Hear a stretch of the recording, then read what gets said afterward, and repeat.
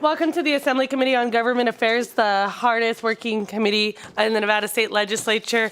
I see some colleagues here, they're shaking their head in approval because they recognize that this is indeed the hardest working committee in the Nevada State Legislature. We don't lie on the record.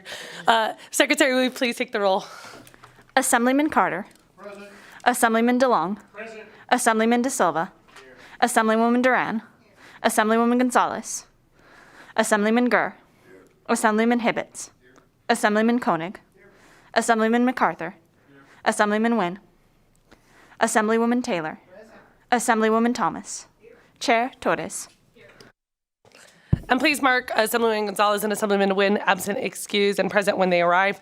Welcome to the audience here in Carson City, those joining us here in our video conference in a very packed room in Las Vegas, and those listening over the internet.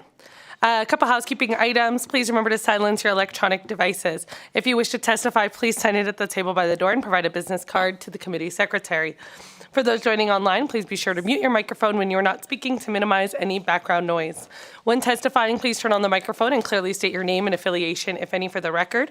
Handouts should have already been provided to the committee staff. We expect courtesy and respect in our interactions during the meeting, even if we do not disagree, or even if we do not agree. Committee members will be using their laptops to be handouts and other documents. Please do not view this as a sign of disrespect or inattention. Public comment will be taken at the end of the meeting, and each person will be limited to 2 minutes. In addition, the public may submit written testimony to the committee up to 24 hours after the hearing. Just a note for members of the public, presenters, and committee members. We will be taking a recess probably for about 10 to 15 minutes at 9:25. I'd ask that you please don't go far, and we will reconvene. We have staff photos today, and I do want to give the opportunity for our staff to be in those, so we will take that recess and then we will reconvene. I think we'll have more than enough time to get through the pieces of legislation that we have here today. So at this time, we will go ahead and open the hearing on SB 87. Assemblyman Watts, when you're ready.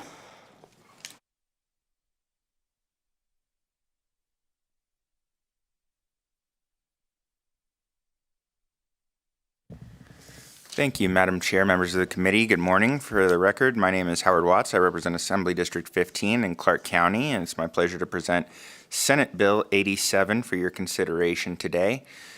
Please bear with me if I am a little lethargic or make any mistakes. The Committee on Ways and Means did have a 5-hour meeting that started at 6 p.m.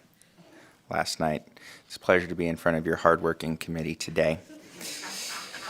What I take from that, Assemblyman Watts, is you're just a twinge jealous that you are not a part of the hardest working committee of the state legislature. But we appreciate your hard work in government affairs. A twinge, thank you.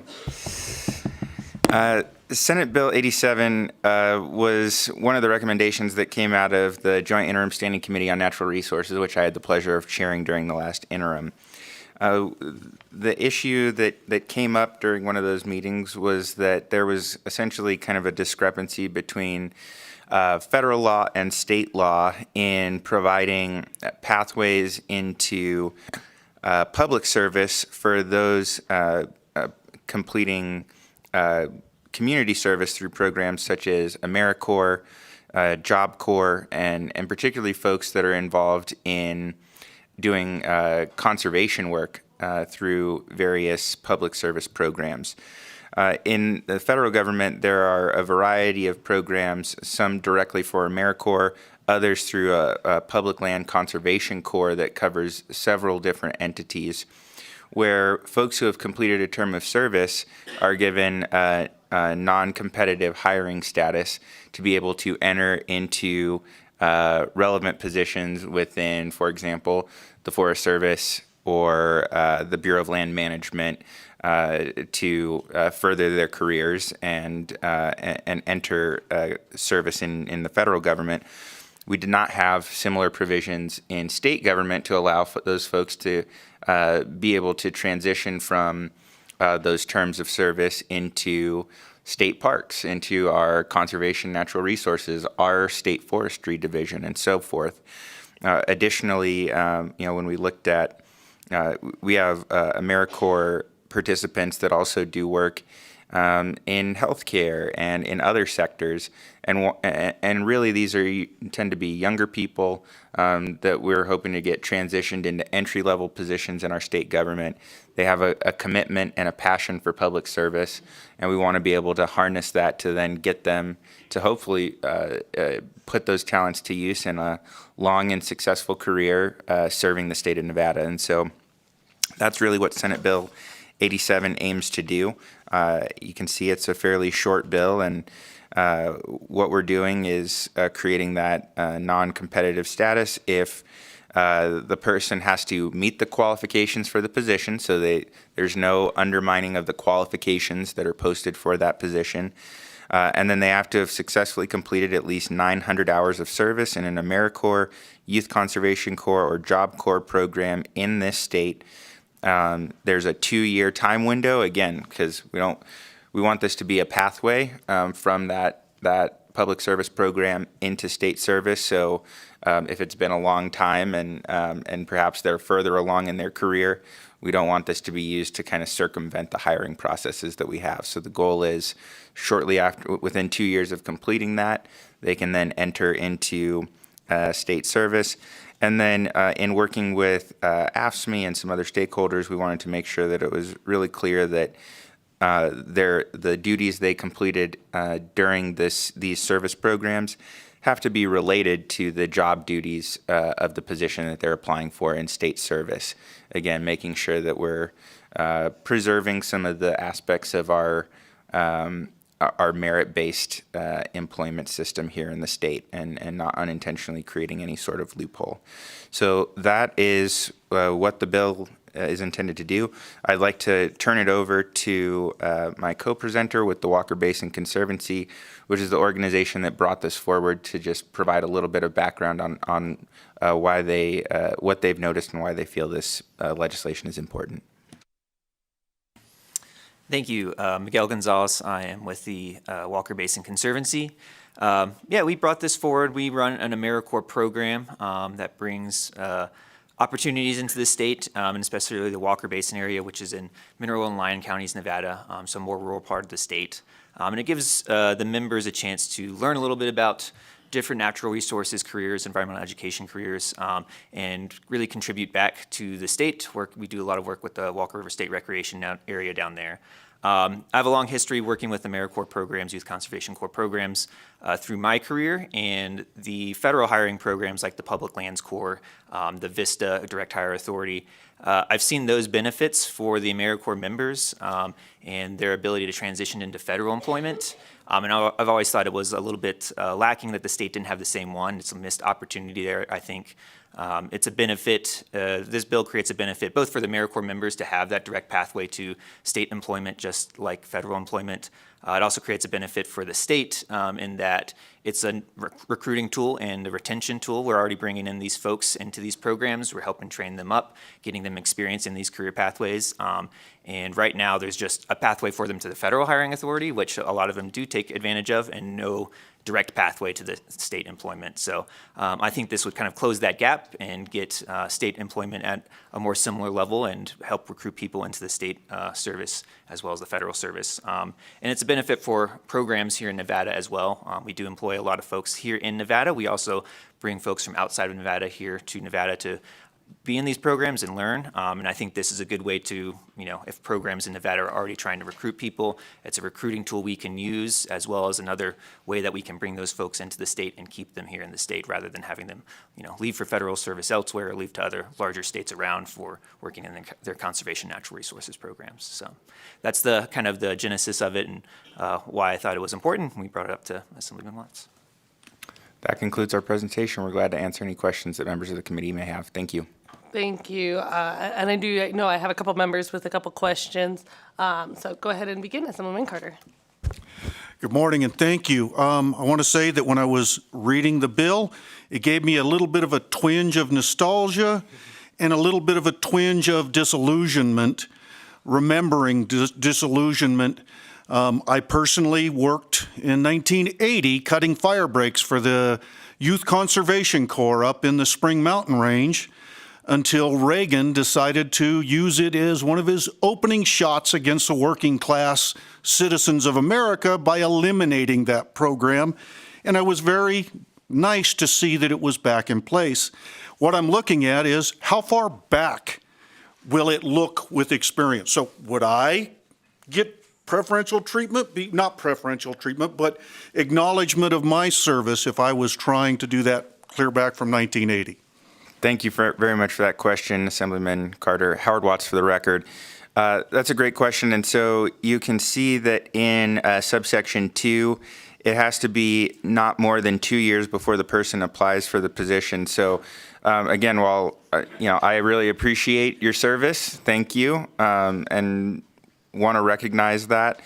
One of the issues, again, when we're providing kind of this pathway that is a kind of non-competitive pathway, we want to make sure that that is more for entry level. So the potential consequence, if we don't have a guardrail like that in place, is that you can go on and build a successful career, and then you could use your time in the Youth Conservation Corps, if we didn't put some of these boundaries in place, to try and enter state service without competing against potentially other state employees who have put in a lot of time, and jump into mid to upper level positions. And that's something, again, we don't want to say you can't do it, but you should compete. And so that's why we've put in the 2-year, and that the service that you complete has to be related to that work has to be related to the position that you're applying for, so that we avoid potentially putting our long-serving state employees at a disadvantage. That's something that we want to avoid. Real quickly, I'll just say that I'm personally a twinge disappointed, but I'm actually greatly encouraged that the guardrails are put in place. The appropriate guardrails are put in place. Thank you. We have 20 more questions. Councilwoman Thomas. Good morning, and thank you, Madam Chair, and thank you for the presentation, Assemblyman. I do appreciate your diligence in, bringing legislation that will make someone that has been in service to our community to be able to have pay at the level that they should be. But my question, actually, because I have this twinge inside me that I want to make sure that mid-level and upper-level non-competitive executive positions, but then I see the word classified. So I'm kind of like not understanding. Are we talking about mid and upper level employment, or are we talking about classified positions? Thank you very much for that question, Assemblywoman Thomas. Howard Watts for the record. So yes, we are talking about classified positions. So of course, some of those higher level positions, more of them, those tend to be in unclassified service. Again, what we're looking at, Job Corps in particular, that's a program for young people, and especially helping people who have been struggling academically, who have economic challenges, helping them complete high school or GED, and then get job skills training.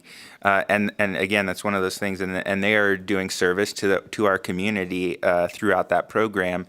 This is now going to provide them an opportunity where they could take those skills and we can get them into an entry-level position at the Department of Transportation, in the Department of Conservation and Natural Resources, taking some of those skills that they learned and putting them to work in state government. So really the goal is to focus in general, while there's no age requirements within this, generally these programs are going to be taken advantage of by younger adults, and these are going to lead to more entry-level positions. Yes. Thank you. Just a comment. Love it. Thank you. Thank you, Assemblywoman Thomas. Assemblywoman Taylor. Thank you, Madam Chair. A couple of questions, if you'll allow. I'm a twinge confused on this. So these are just AmeriCorps or Job Corps students in our state. Thank you, Howard Watts, for the record. So they would have to they would have to complete the service in the state. So, again, as Mr. Gonzalez noted, folks may come from another state. So they might technically, at the time that they come in here and start doing their service, they might technically be a resident of another state. So we're not saying that they have to be a lawful resident, but they have to have completed the term of service with these organizations within the state of Nevada. Thank you, Assemblyman. Thank you, Chair. Thank you. Members, any additional questions? Doesn't appear there are any. So at this time, I'll invite anyone wishing to testify in support to SB 87. Please begin when you're ready. Good morning, Madam Chair and members of this hardworking committee. For the record, my name is Christy Cabrera-Georgeson, and I'm the Deputy Director of the Nevada Conservation League. We're here in support of SB 87. Many environmental organizations in our state hire employees through AmeriCorps. This will help keep those workers in Nevada after their contract ends and help them get hired at important agencies like the Department of Conservation and Natural Resources and the Department of Wildlife. This will help provide a secure, trained workforce for our conservation agencies and will help keep creating a more diverse workforce for all communities, both rural and urban. We urge your support. Thank you. Good morning, Chair Torres, and again, the hardworking committee members of the Assembly Government Affairs Committee. My name is Zoe Houghton with Tom Clark Solutions here on behalf of the United Way of Northern Nevada and the Sierra, here in support of SB 87. The United Way has found great success with recruiting AmeriCorps members for their successful United Readers program, which is an early literacy program to increase literacy skills in the Northern Nevada region. As stated in the hearing and in testimony, this legislation will foster career pathways that will help Nevada recruit quality people and create pathways that will keep them in Nevada. Thank you, and we urge your support. All right, is there anyone else here in Carson City wishing to testify in support of SB 87? I don't see any. Is there anyone in Las Vegas? It doesn't appear so. BPS, is there anyone on the line wishing to testify in support of SB 87? Chair, the line is open and working, but there are no callers choosing to testify in support of SB 87 at this time. Thank you. Is there anyone wishing to testify in opposition to SB 87? I don't see any here in Carson City. Is there anyone in Las Vegas wishing to testify in opposition to SB 87? I don't see any. BPS, is there anyone on the line wishing to testify in opposition to SB 87? Chair, the line is open and working, but there are no callers choosing to testify in opposition to SB 87 at this time. Perfect. And so now we will go ahead and go on to neutral. Is there anyone wishing to testify on neutral to SB 87? I don't see any here in Carson City. I don't see any in Las Vegas. BPS, is there anyone on the line wishing to testify neutral to SB 87? Chair, the line is open and working, but there are no callers choosing to testify neutral to SB 87 at this time. I'll invite the sponsor for any additional remarks. Thank you, Madam Chair. Howard Watts for the record. I appreciate your time and your questions today. I believe that if we pass this, it'll make our state just a twinge better when it comes to providing pathways to service for folks in our state. So thank you. Thank you, Assemblyman. At this time, I'll go ahead and close the hearing on SB 87. And as I had mentioned earlier in the committee, I'm going to just move us very quickly to a recess so that staff can participate in the photos. I know Ms. Williams has been looking forward to this day all session. She actually requested it. And so I want to make sure that Ms. Williams has the opportunity to be in that photo. So we will go ahead and recess, and we will reconvene upon the completion of those photos. Thank you.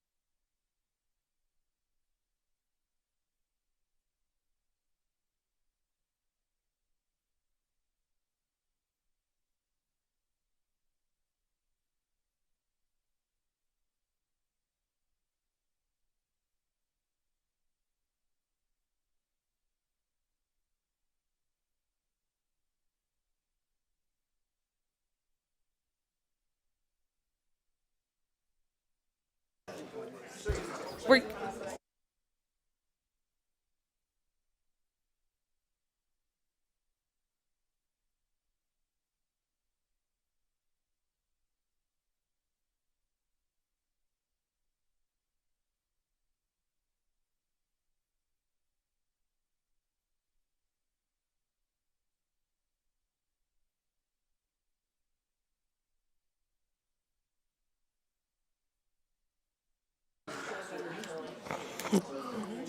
so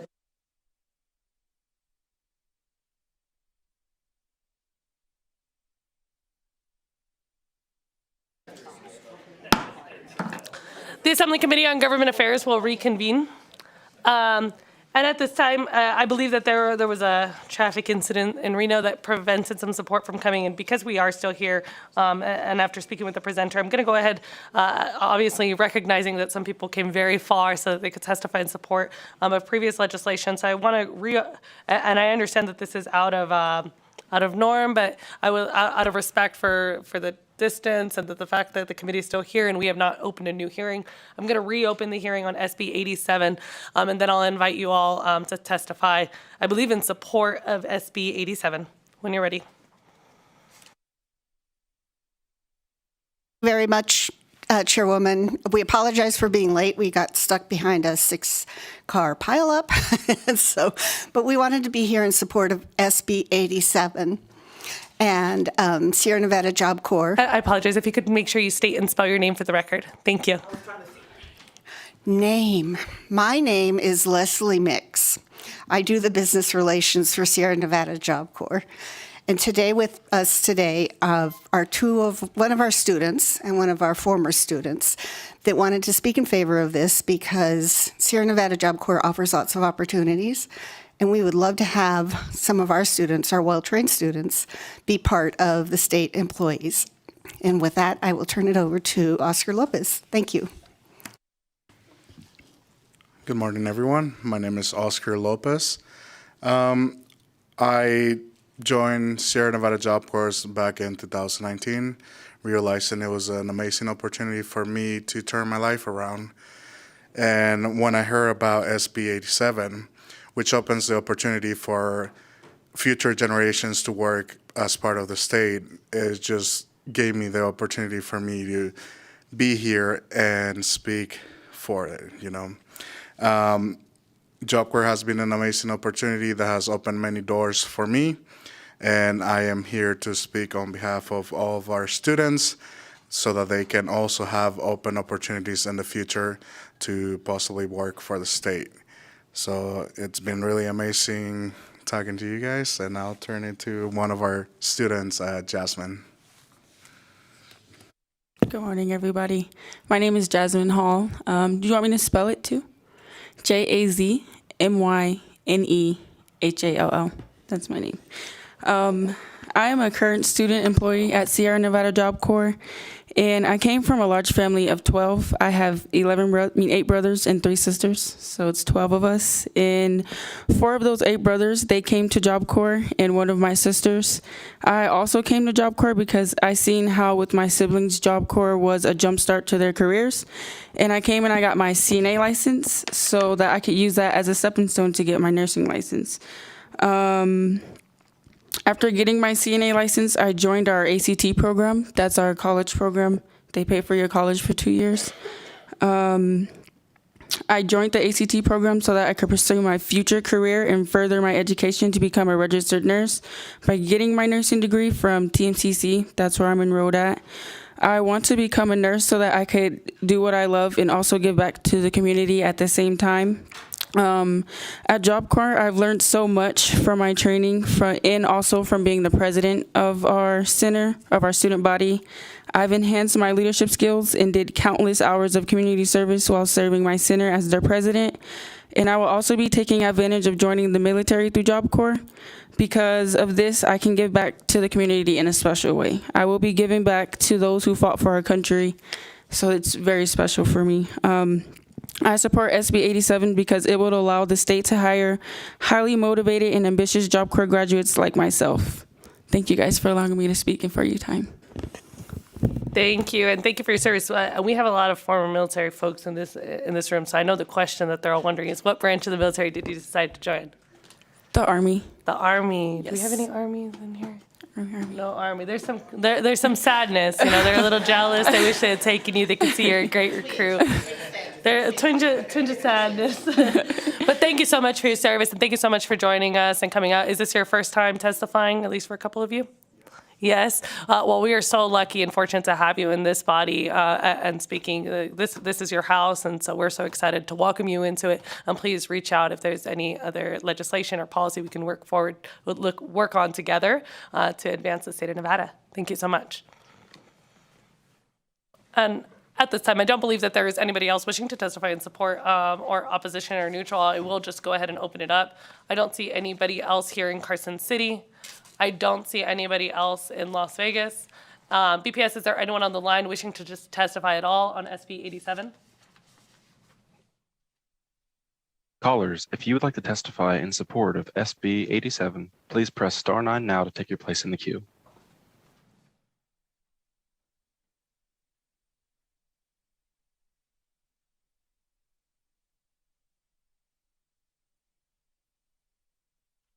One moment, Chair.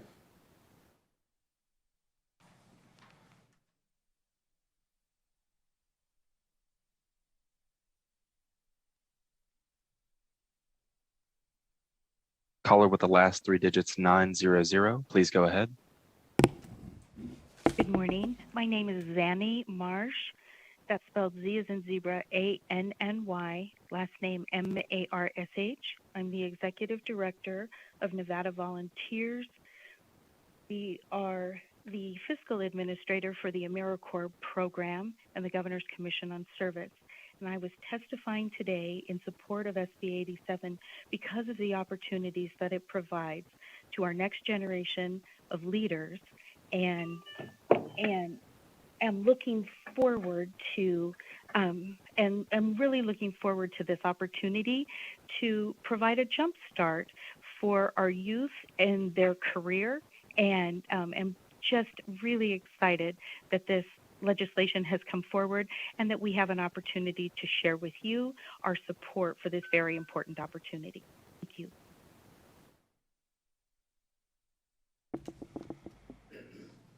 Thank you. Is there anyone else on the line, BPS? Chair, there are no more callers choosing to testify in support at this time. All right. At this time, I will go ahead and close the hearing on SB 87. I think we're good this time. And we will now we will open a hearing on SB 169, which revises provisions governing master plans. Assemblyman Watts, when you're ready. Thank you very much, Madam Chair, members of the committee. For the record, Howard Watts, representing Assembly District 15. It is my pleasure to also present for your consideration today Senate Bill 169. This bill was also recommended from the Joint Interim Standing Committee on Natural Resources, which again I had the pleasure of chairing during the last interim. I am joined by Suzanne Groneman with City of Reno, and down at the Grant Sawyer Building, I believe we have Marco Vallada at City of Las Vegas to assist in the presentation. One of the things that we talked about, we actually held a joint meeting of Joint Interim Standing Committees on Natural Resources and Health and Human Services to explore issues where environment and health came together. And one of those was issues related to extreme heat. And so we heard presentations from different organizations. We heard about some of the efforts that local governments here and in other parts of the country have taken on to try and address extreme heat and mitigate its impacts on communities. And increasingly, we have seen local governments develop specific heat mitigation programs. Now, we've had certain aspects of that in terms of providing cooling centers and things to allow people to be able to get some sort of refuge from the heat.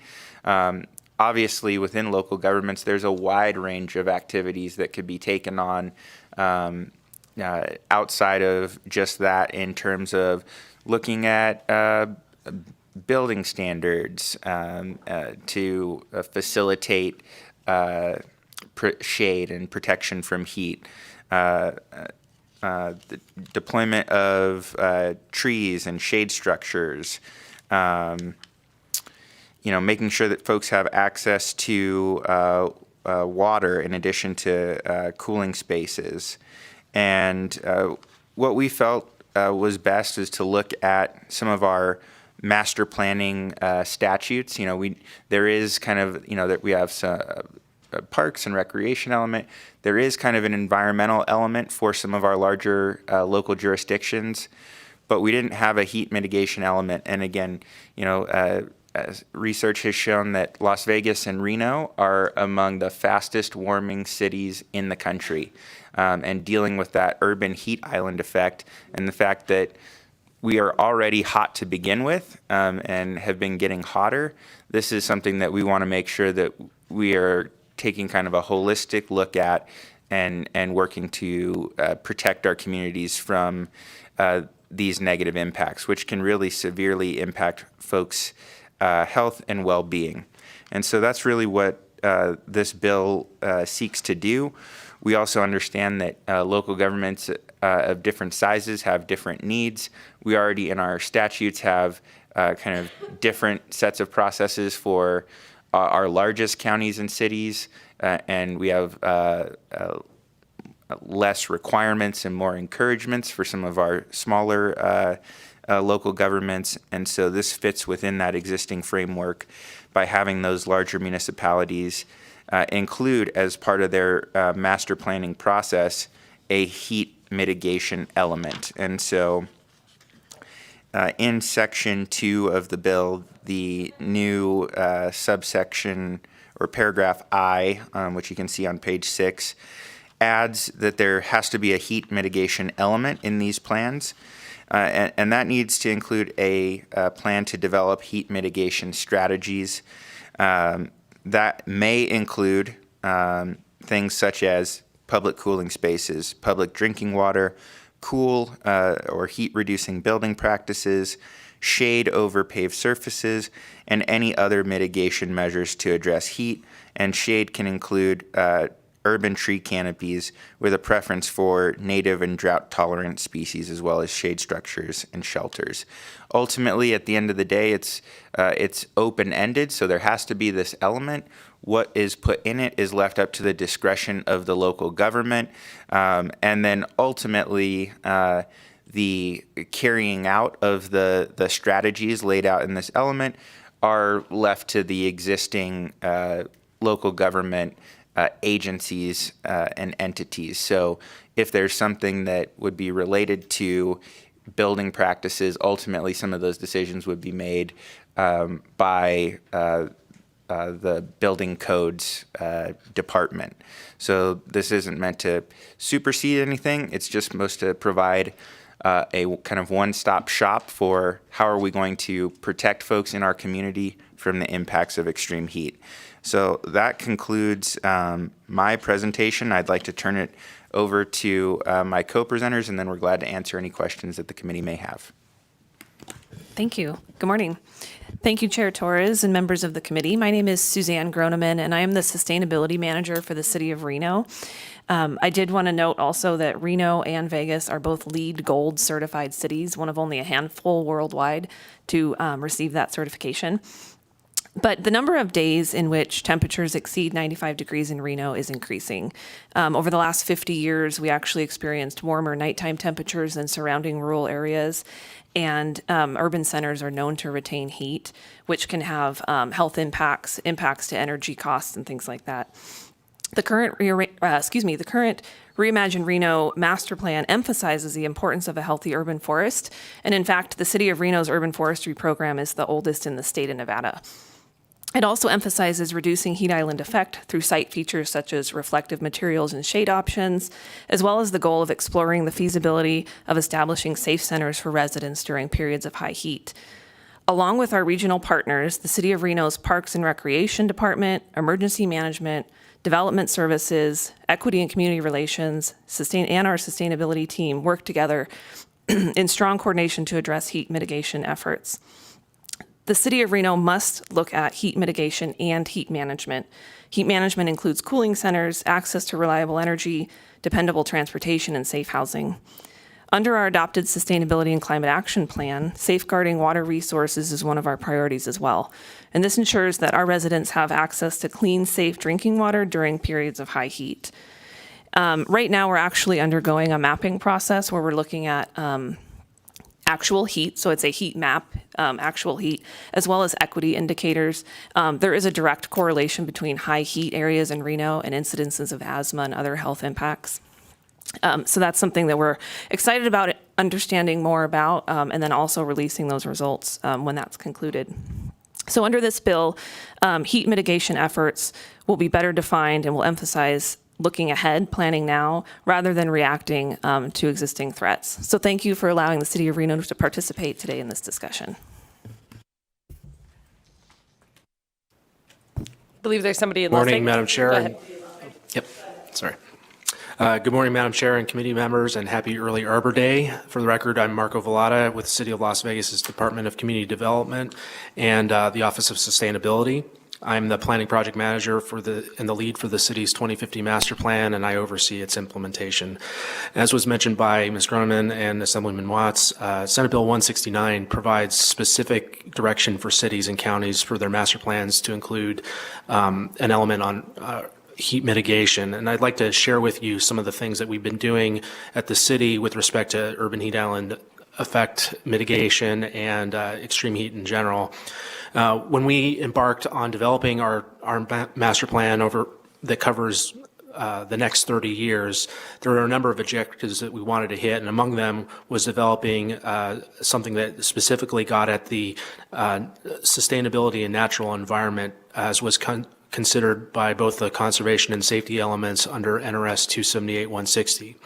We identified a number of issues that were specific to the city itself, as well as the rest of the Southern Nevada region, perhaps more pronounced in areas and neighborhoods around downtown Las Vegas, but impacting the region as a whole: drought, flash flooding, and extreme heat. In the Mojave Desert of Southern Nevada and the Great Basin Desert across the rest of the state, of course, desert heat is a geographic fact that's obviously known, but the difference we've noticed, together in partnership with the other local municipalities and regional entities, is that it's exacerbated by the built environment. We've seen this in the form of the urban heat island effect, which is a common issue that cities across the country have to deal with. And each of these are going to need to be addressed uniquely in their own context or geographically specific methods. The response in Las Vegas and Southern Nevada is certainly going to be different than that of Reno, and the responses that might be made may be different within the 215 Beltway or within McCarran Boulevard versus outside, and even those efforts might be different than addressing it in the Lake Tahoe Basin, for example. When we add other layers like demographics and socioeconomics, tree canopy coverage, building construction, other built and natural environment variables, it becomes apparent that the effect has more of an impact on the urban area and creeps across those political boundaries. And in our case, we collected and overlaid those data sets, mapped them out, and immediately around downtown Las Vegas, including East Las Vegas and the historic West Side, and know that there's a higher vulnerability and less capacity to adapt. Finally, the concern is that with time and changing climatic conditions, in which we also are anticipating temperatures increasing 2 to 8 degrees higher than the average, the impact to the urban heat island effect to cities and neighborhoods and local communities gets to be much worse, and ranging from the financial cost and the public health toll. So the 2050 plan's goals do broadly discuss how we deal with urban heat, but given the realm of possibilities that could be involved and without the statutory language for plan guidance, much of the plan's content is relatively high impact, high level, but lacks some of the details on how to mitigate and respond to events. And Senate Bill 169 would address that. For example, we would have specifics on how to maintain critical functions, how to specifically mitigate the urban heat island effect, like cooling centers, building code adoption, monitoring areas for at-risk populations, developing better communication with vulnerable populations, and then budgeting for the increased number of high heat days. We also know that from our outreach that we were done during a complimentary special area planning effort for East Las Vegas, which will be adopted in June of this year, we know that in East Las Vegas, 60% Latino, and the median household income is about $30,000. The community overwhelmingly wants to see more trees planted. And we've done a lot of those tree planting events, including one this last weekend on the Stewart Avenue corridor in East Las Vegas. We know that the community wants these, and because of the older building stock, it is necessary to have these types of measures considered. Because our plan is implementation oriented, City Council has followed up with additional measures in the form of a resolution that was adopted last September. We created an urban forestry program and have our own tree nursery, and we've adopted the SNWA regional plant list as a minimum standard for drought tolerant trees and plant species. We're not alone in this planning process. We've been meeting jointly with RTC, the county, SNWA, academic institutions, as well as the federal agencies like NOAA and the National Weather Service. And one of the takeaways of these efforts is how to plan and coordinate amongst ourselves given such an event like the first 100-degree day that is forecast for later this week in Las Vegas. As we discussed at the Joint Interim Standing Committee on Natural Resources presentations and testimony, including the city's reflected need for coordinating on this matter, SB 169's provisions address this component of NRS 278 master plan statutes, and the language addresses the urban forest shading and other strategies to allow us to better deal with the urban heat island effect. And we do have an RFP that will speak directly to this element that is closing later on today. Amendment 159 that created this reprint will provide us that additional direction for the planning process. And with that, thank you, and I will turn things back over to Assemblyman Watts. Thank you very much. That concludes the presentation. We're glad to answer any questions that you have. Thank you. At this time, members, any questions? I'll go ahead and begin with Assemblyman Nguyen. Thank you, Madam Chair, and thank you, Assemblyman Watts, for this presentation and the presenter. I'm just a twinge excited because I am a former planning commissioner for Clark County, and just really thanks the Assemblyman for the thoughtfulness around this. I guess just to not go through too much in depth in terms of the things I want to ask, but I'm curious in terms of best practices that we have in similar high temperature areas. For example, Arizona, our next door neighbor, for example, in terms of what, if there has been any strategies around this particular, priority. So if I could start with that first, that'd be great. Thank you very much for that question, Assemblyman Nguyen. Howard Watts for the record. That's an excellent question. We actually had some presentations from the Nature Conservancy, who is involved in doing some research on impacts of extreme heat in the Phoenix area, including estimates of some of the economic impacts that they see due to various impacts from extreme heat. And I believe it's the city of Phoenix was one of the leading cities in really developing a specific heat mitigation strategy. I think they actually reorganized some of their city government to focus specifically on heat mitigation. And so I don't have enough additional background off the top of my head, but can provide some of that as follow-up. And I think the city of Las Vegas is also looked at some of that or spoken with. So I'd turn it over if any of my co-presenters want to provide any additional background on what other municipalities have been doing on this. Yeah, Marco Vallada, for the record, to the chair, to you, Assemblyman. Some of the other Arizona municipalities, including City of Tempe, have stood up offices of heat mitigation, and they have, as Assemblyman Watts alluded to, reorganized some of their staff to address specific heat mitigation strategies. tree planting, concern for outdoor workers, working on building codes and protection for specific urban areas within the Phoenix metro area. It is a best practice in some of those cities where this is, happening and where the phenomenon has been observed. And an element like this can certainly speak to the need for that type of collaboration and how you work with other agencies to address some of those issues. Chair, may I have a follow-up? Yes, go ahead. Thank you. So that brings me to my next just concern in terms of the infrastructure that we have. I know that we grow really fast, and Clark is just exploding in terms of populations and density and all that good stuff. In terms of just the heat map that you were mentioned earlier and some of the capacity that is currently existing, I'm just wondering if there are, and I know we want to set enabling language so that the city and county and municipality can be a little bit more flexible in terms of how they plan this, but in terms of just the 30,000 feet level, I know that with the state and our planning up here, we do a lot of things based on population, right? So in terms of population minimums, have we thought about planning any types of per population requirement? For example, that per 50,000 population, there must be X number of cooling places or shelters and access, right? Just because I'm just thinking that my district that I represent in the Southwest,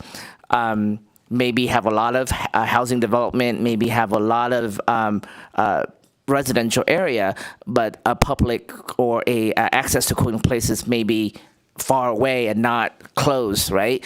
And so in terms of where we identify minimums, right, do we think about that at this level, or you still want it to put it down to the municipality level? Thank you for that question, Assemblyman Nguyen. Howard Watts for the record. So I'll speak specifically to where this legislation is at, and then turn it over to the local governments to discuss their thoughts about potential implementation. I'd say that the only population considerations in this bill are that these are only required for counties and cities within those counties with a population of 100,000 or greater. Of course, welcome any community to consider this.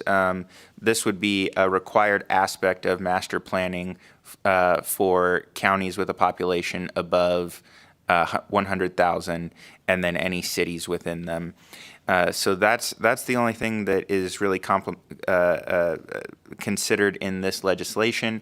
And then again, we're trying to provide enough of a framework and structure to say this needs to be a dedicated aspect that is fleshed out and thought through in conversation with all the different departments within that local government, as well as businesses, community organizations, and others in developing what this strategy, the plan, and what those strategies look like.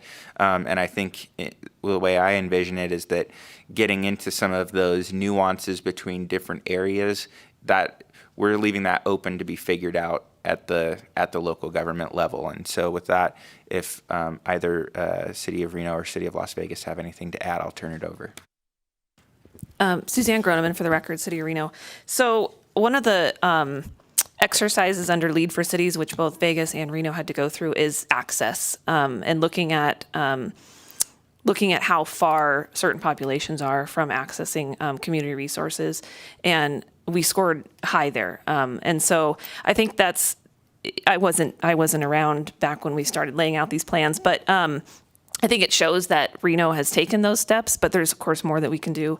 A lot of our heat mapping exercise really looks at multiple impacts based on geographical location. So energy burden, asthma rates, age, there's all these different factors that we can look at. And so as we move forward with that project, I think it will inform other programs that we have in the city. We actually do have a building performance standard, and that addresses existing buildings. And we're looking at how we can grow that program also, so that we're addressing not only new construction, but our existing building stock also. Thank you. Members, any additional questions? I just did have one quick question. I don't know that it's necessarily specific to the bill, but I had a quick question for the city of Las Vegas because you were speaking about some of the mitigation efforts that have been done in East Las Vegas, like encouraging like trees and providing those to constituents. And I'm just wondering what efforts have been done specific to West Las Vegas, which is where my assembly district is. And I do notice, over time, we have consistently removed parks, removed trees from some of those parks, renovated them, added esports centers, and taking away some of the green space that was there. And so I'm wondering very specifically what mitigation efforts are done there, what outreach to constituents. I haven't seen any tree event in my area. And I noticed, over the last 20 years or so, I mean, the area has consistently lost some of that green space. And landlords, there's a lot of renters in the area. There's a lot of our community has low income and maybe not able to ensure that their residences have access to those things. And I'm wondering what specifically is being done to address this issue. Yeah, thank you, Madam Chair. Marco Vallada for the record. The city has recently done a lot of tree planting events that are across the city. I mean, the focus, of course, has been within the areas where we know that the tree canopy has been thinned out or reduced either to age or disease, them being cut down, so on and so forth. And we have done similar mapping exercises on the actual trees themselves, in terms of their characteristics. As part of the western areas of Las Vegas, we do see greater tree canopy coverage, but I think the bottom line is that we want to increase tree canopy coverage across the entire city as a whole. So we do have tree nurseries at our east and west yards, and actually on tomorrow we have a tree planting event at Doc Romeo Park, which is one of the locations where we're going to be planting some new trees.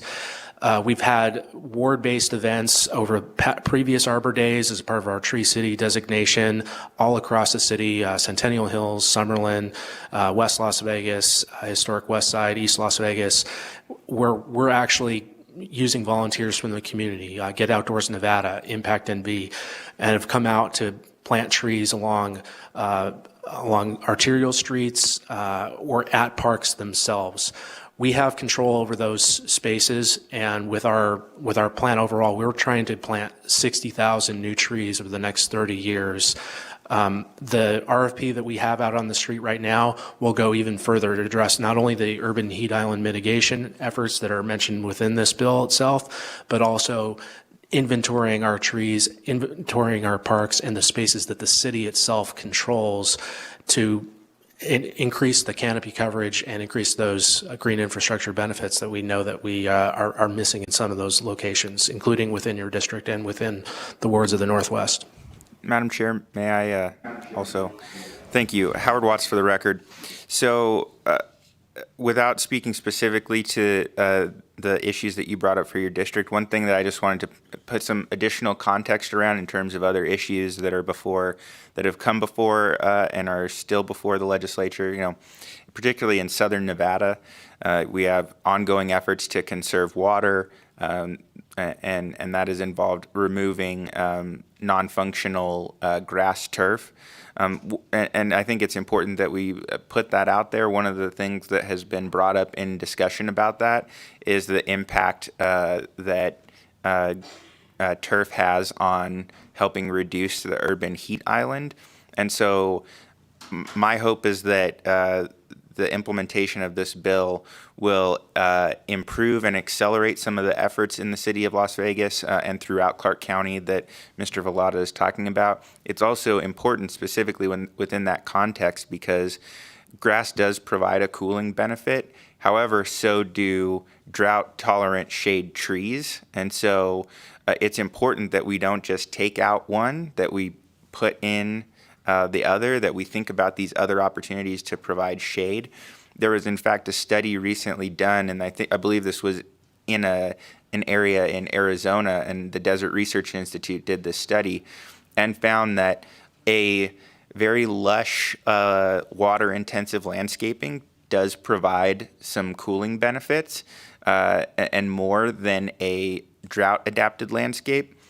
But a crucial thing is that if you have a building or other thing that provides just full-on shade protection, that provides the exact same level of protection and heat reduction that a lush landscape does while using zero water. And so that's why it's also important to think about in redevelopment and other things, how we are building, what we are building with, because those things can have a substantial impact. So I think the goal is that these heat mitigation elements in master plans will bring all of those things together, and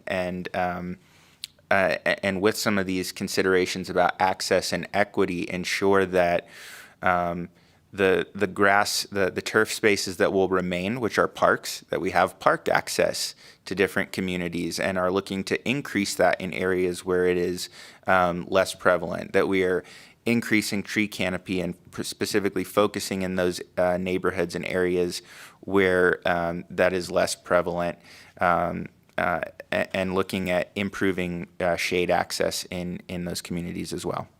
Thank you. And, to be very specific, I think I'm very frustrated in Assembly District 3 because we recently renovated the Charleston Heights Park, and I know it has a new name. I think it's like the Becker Esports Center. I'm not sure.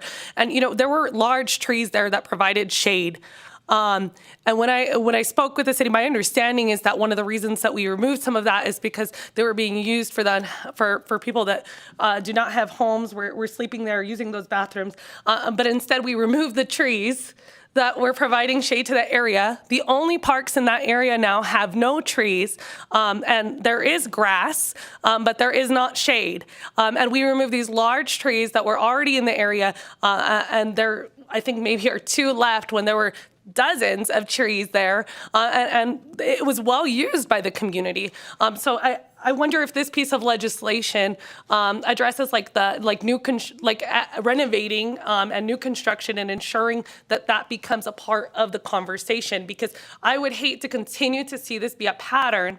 And I guess I'm very frustrated because I know that park is used by my community. I also know that this park is one of the few parks in the area, and we are surrounded by families that are barely making ends meet. And so those students, those children are not having the opportunities to go to parks that are better shaded. And I guess that's my frustration. And I'm just wondering, Assemblyman, if you could speak directly to whether or not this will require them as we're renovating or making those plans to address specifically that concern. Thank you. Howard Watts, for the record. Again, that is certainly the intent with this legislation, is that by requiring this holistic approach to addressing these issues, again, in the conservation element, we've started to see increasing emphasis on trees and urban forestry.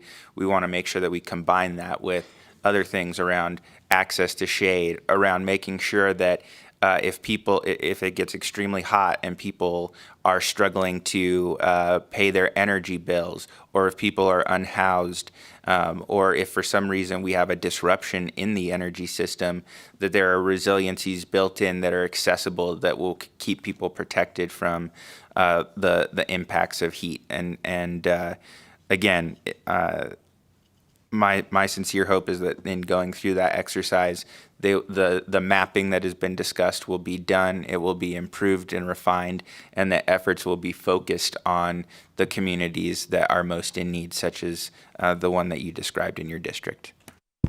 Thank you. I believe I have a couple more questions. Assemblyman Thomas? Thank you, Madam Chair. My question actually, excuse me, has to do with I believe Clark, the walkability bill that was passed in 2021, which would do the things that you are requesting. And I just want to know, if Clark and Reno are working with RTC to implement the trees, the shade, because that's what the walkability bill wanted to do also. Howard Watts, for the record, I'm going to phone a friend because we do have Clark County itself here.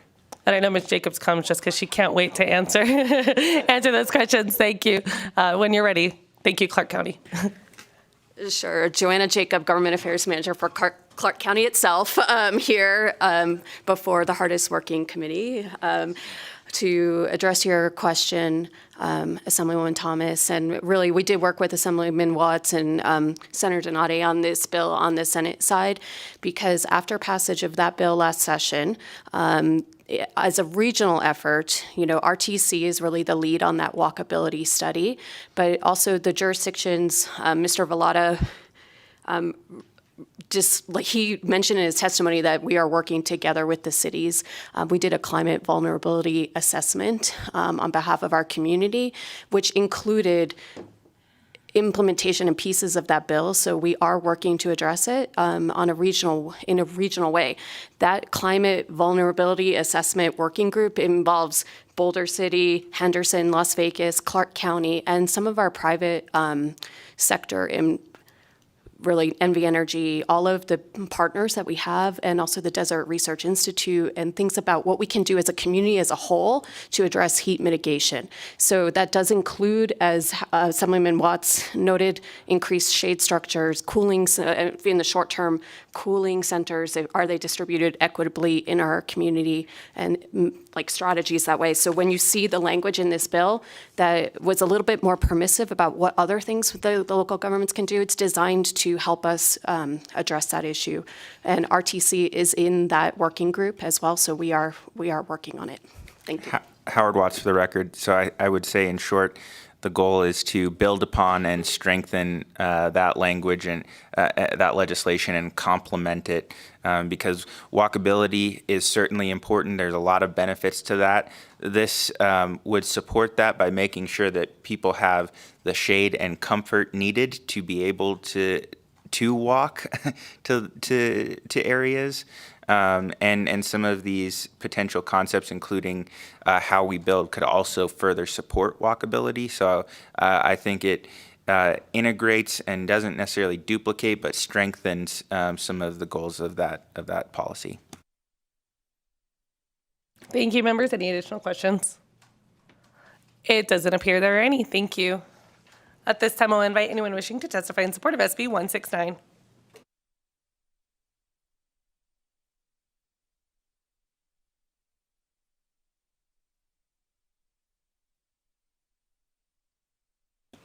Good morning, Madam Chair and members of the committee. For the record, my name is Christy Cabrera-Georgeson, and I'm the Deputy Director of the Nevada Conservation League. We're here in support of SB 169. Nevada is home to two of the fastest warming cities in the country, Las Vegas and Reno. The typical numbers of heat waves in Nevada is projected to increase even more to around 55 days a year by 2050. Extreme heat events can be dangerous to health, even fatal, and the number of heat-related deaths and illnesses continues to increase year by year. Nevada is the highest rated state in the country for heat-related deaths per capita, with 4.54 deaths per 100,000 residents. This is far higher than the U.S. average of 0.35 deaths per 100,000 residents. While all Nevadans are impacted during these extreme heat events, impacts are not evenly distributed. Extreme heat poses higher risks to low-income communities and communities of color, as the effects of urban heat island makes temperatures in these neighborhoods far warmer. This problem will only continue to get worse if we don't take action. It's critical that local governments proactively address extreme heat and mitigate its impacts to protect public health and our communities. We urge the committee's support. Thank you for your time. Thank you. Good morning, Chair and members of the committee. For the record, my name is Christine Saunders, and I'm the Policy Director with the Progressive Leadership Alliance in Nevada, here in support of Senate Bill 169. PLAN believes that everyone has the right to live in a clean and healthy environment, regardless of their race, income, or where in the state they live. Yet in a study by NPR and Maryland's Howard Center for Investigative Journalism, they found that in dozens of major U.S. cities, low-income neighborhoods are far more likely to be hotter than their wealthier counterparts. These low-income communities and communities of color are facing disproportionate impacts from extreme heat and urban heat islands. According to Climate Central, the top two greatest increases in summer temperatures in the nation since 1970 were Reno with 10.9 degrees Fahrenheit and Las Vegas with 5.8 degrees Fahrenheit. But these trends can be seen statewide, with many parts of the state experiencing at least 30 days a year at 95 degrees or higher. These extremely high temperatures pose a danger to human life and physical and mental health, to transportation and power infrastructure, and to ecosystems. Much of Nevada will continue to grow hotter and more fire prone. Investing in resilience and enhancing infrastructure such as cooling spaces, public drinking water, shade, and urban tree canopies in the most impacted communities can make Nevada stronger in the face of a changing climate. We urge your support. Thank you. Madam Chair and members of the committee, my name is Jane Amone, and I am the External Affairs Director for the Nature Conservancy in Nevada. The Nature Conservancy supports Senate Bill 169 to require heat mitigation strategies and master plans. We also, in our testimony, have noted the fact that research conducted by Climate Central shows that Las Vegas and Reno are two of the fastest warming cities in the nation. This is consistently the case. Planning for extreme heat and finding ways to reduce and mitigate adverse effects is essential to maintain our quality of life in our rapidly warming cities. Additionally, it is an opportunity to address the areas that need the heat mitigation the most. There are many innovative ways to deploy nature-based solutions to cool areas affected by urban heating. We appreciate that urban tree canopies are included in the mitigation strategies mentioned in the bill. Other community greening efforts, such as low-water landscaping and community or personal gardens, can also have a cooling effect in underserved neighborhoods that are most impacted by heat. We appreciate Assemblyman Watts for bringing forward this bill, and Senator Doniante as well through the Natural Resources Committee, and we thank you for your time and your service on this committee and for hearing our testimony.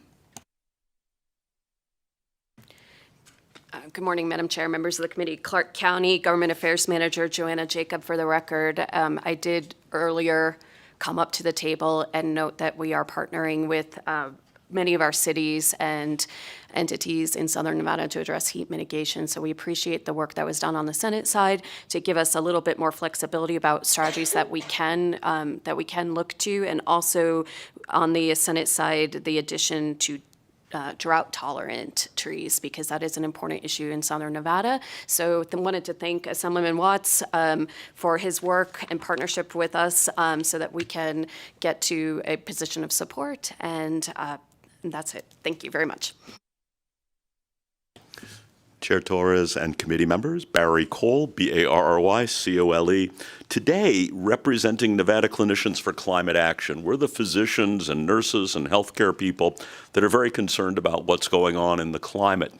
Not so much about warming per se, but the climate in general. But there is a nuance. Do you have seasonal allergies? If you do, you probably take an antihistamine. That actually interferes with your sweating ability, so you're now more vulnerable to a heat experience. As a psychiatrist, I prescribe antidepressants and antipsychotic meds. Both of these have interference effects on your temperature regulation ability. The most notorious would be the antipsychotics, which actually knock out your brainstem's normal regulation of your body temperature. You become de facto more susceptible to heat. But I've also seen the reverse, where people have frozen to death in the winter. So as a clinician in Nevada, a physician in Nevada, a psychiatrist in Nevada, I urge your support for SB 169. Thank you. Hello, committee. Elise Monroy Marsala here today on behalf of the Nevada Public Health Association. The American Public Health Association published a report called Climate Change, Health, and Inequity, a guide for local health departments. This comprehensive 376-page report, which I'll read into the record, just kidding, outlines steps that public health departments should take to do its part to address climate change. I wanted to share, though, a couple of the kind of highlights from this report. The report notes that climate change and health inequities are the defining public health issue of our time, and they are inextricably interconnected. We know that climate change disproportionately impacts low-income communities and communities of color.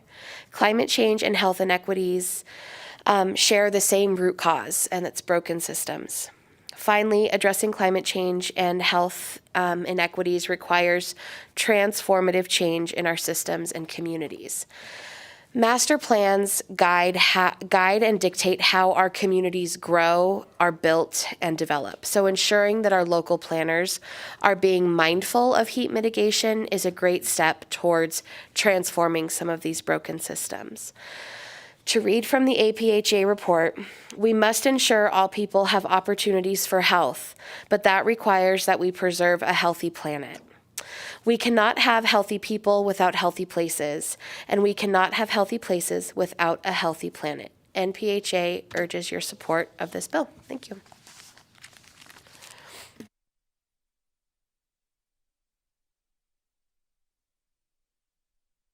Is there anyone else here in Carson City wishing to testify in support of SB 169? I don't see anyone here in Carson City. Is there anyone in Las Vegas? Looks like it's twinge packed in there, but it doesn't look like we have anyone in Las Vegas coming forward right now to support SB 169. BPS, is there anyone on the line wishing to support SB 169? Callers, if you would like to testify in support of SB 169, please press star 9 now to take your place in the queue.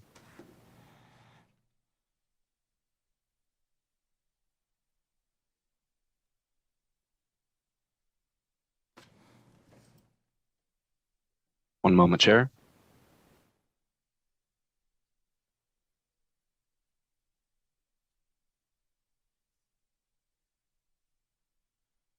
Thank you, Chair and members of the committee.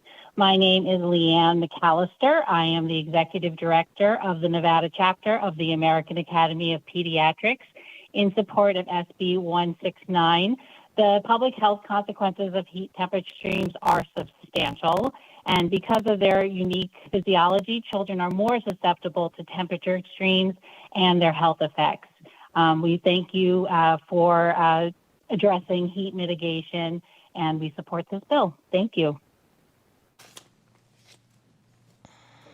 Thank you. Is there anyone else on the line? Yes, can I speak? Yes, please proceed. Yes, please just make sure you state and spell your name for the record. My name is Janet Carter, for the record, Carter. Chair Torres and members of the committee, I'm a volunteer member of Sierra Club and our legislative committee, and I'm speaking on behalf of the club, which is the world's largest environmental volunteer organization, and our more than 30,000 members and supporters statewide. And we're speaking in support of Senate Bill 169. I don't need to repeat everything that's been said. We know that the urban communities in the state of Nevada are warming at an alarming rate, and that Las Vegas and Reno have been particularly hard hit with heat issues. It's critical that we admit the reality and do everything we can to respond to it. These are sensible, common sense strategies such as cooling spaces, the availability of public drinking water, shade over paved areas, and urban tree canopies. All of these will help incorporate heat mitigation into urban planning, and we support it strongly, and we urge you to support the bill. Thank you for your time. Thank you. Is there anyone else on the line? Chair, there are no more callers choosing to testify in support of SB 169 at this time. Thank you. Is there anyone wishing to testify in opposition to SB 169? I don't see any here in Carson City. Is there anyone in Las Vegas wishing to testify in opposition to SB 169? I don't see any. BPS, is there anyone on the line wishing to testify in opposition to SB 169? Chair, the line is open and working, but there are no callers choosing to testify in opposition to SB 169 at this time. Thank you. Is there anyone wishing to testify neutral to SB 169? I don't see any in Carson City. I don't believe there's anyone in Las Vegas. BPS, is there anyone on the line wishing to testify in opposition? I apologize, to testify neutral to SB 169? Chair, the line is open and working, but there are no callers choosing to testify neutral to SB 169 at this time. All right. Thank you. At this time, I'll invite the bill sponsor for any closing remarks. Howard Watts for the record. Thank you so much, Madam Chair and members of the committee, for your thoughtful questions and for sharing a twinge of your time with me today. Thank you. With a twinge of excitement, the Assembly Committee on Government Affairs is going to go ahead and close the hearing on SB 169. At this time, that's the last item on our agenda, so we will go ahead and move on to public comment. Is there anyone wishing to testify in public comment? I don't see any in Carson City, nor do I see anyone in Las Vegas. BPS, is there anyone on the line wishing to testify, or anyone wishing to testify in public comment? Chair, the line is open and working, but there are no callers choosing to testify in public comment at this time. At this time, we'll go ahead and move on to remarks. Are there any closing remarks from committee members? Assemblyman MacArthur, it looks like you had something to add. No, our colleague, Assemblyman MacArthur, is just a little exhausted from yesterday's party. It was well attended. The man of the week is about to turn 20 for the fourth time. And he's quite excited. At this time, we will go ahead. We will be meeting tomorrow. Just a reminder to committee members, we will be meeting tomorrow at 9 a.m. At this time, the meeting is adjourned.